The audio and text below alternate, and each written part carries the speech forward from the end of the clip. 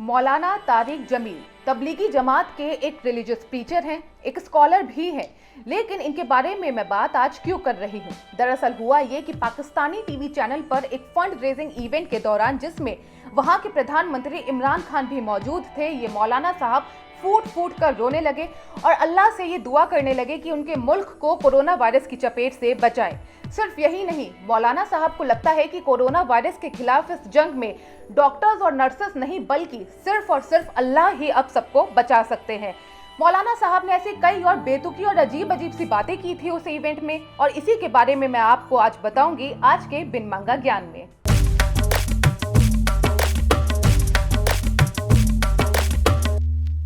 आप लोग मुझे गालियां दे उसके पहले ही मैं ये साफ कर दूं कि मैं भी नास्तिक कतई नहीं हूं, मैं भी भगवान में विश्वास रखती हूं, लेकिन इसका मतलब ये तो नहीं कि हम साइंस को इग्नोर कर दें।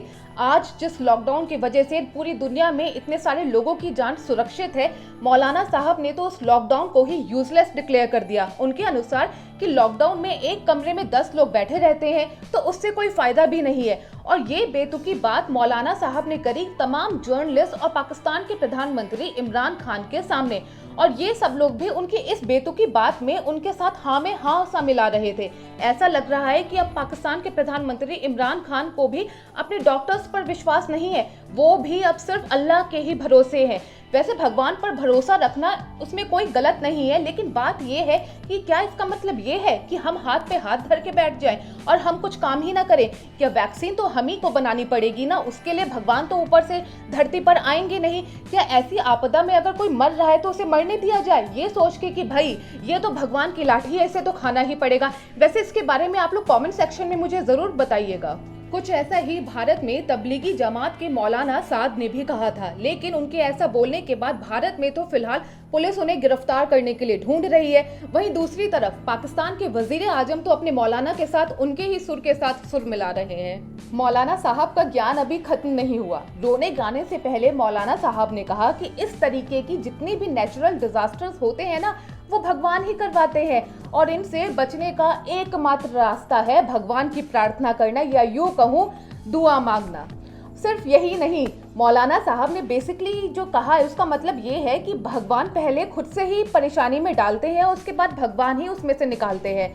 वैसे अगर धार्मिक सेंटिमेंट से देखो तो ये बात सही भी हो सकती है, लेकिन अगर ऐसी आपदा की स्थिति में कोई मर रहा होगा तो क्या उसे मरने के लिए छोड़ दिया जाए, ये सोच के कि ये तो भगवान की लाठी है, खानी तो पड़ेगी ही? अब इस बात पर तो मुझे लगता है 1 दर्जन गालियां और मिल जाएंगी। और साहब की सबसे ज्यादा चौंकाने वाली बात तो मैंने अभी तक आपको बताई ही नहीं, वो सुनकर तो पक्का आज कमेंट बॉक्स में ना गालियों की बरसात होने वाली है। दरअसल मौलाना साहब का मानना है कि महिलाओं की इनडिसेंसी और छोटे कपड़े पहनने की वजह से भगवान नाराज हो गए हैं, और पनिशमेंट के तौर पर पूरी दुनिया में अब कोरोना वायरस फैला हुआ है।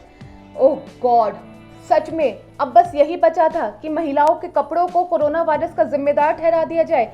और चौंकाने वाली बात यह भी है कि इतनी बेतुकी बात उन्होंने करी भी तो कहां, वहां के प्रधानमंत्री इमरान खान और तमाम बड़े बड़े जर्नलिस्ट के बीच में बैठकर। Human rights commission of Pakistan ने ट्वीट करके इस बात की निंदा की। थैंक गॉड, पाकिस्तान में एटलीस्ट कोई तो बचा हुआ है अंधेरे में दिया जलाने के लिए। आपको एक और बात जानकर काफी हैरानी होगी कि मौलाना साहब मेडिकल बैकग्राउंड से आते हैं। इन्होंने लाहौर की famous king Edward medical college से पढ़ाई की है। स्पोर्ट्स की दुनिया में भी इनकी पकड़ काफी अच्छी है। पाकिस्तान के पूर्व कप्तान इंजमामुल हक और शाहिद अफरीदी को तबलीगी जमात से इन्होंने ही जोड़ा था। मौजूदा वक्त में पाकिस्तान में कोरोना वायरस से 11,000 से भी ज्यादा लोग संक्रमित हो चुके हैं और 250 से भी ज्यादा लोगों की मौत हो चुकी है। ऐसी आपदा की स्थिति में हम तो यही एडवाइस करेंगे कि फिलहाल भगवान भरोसे तो बिल्कुल भी नहीं बैठना चाहिए।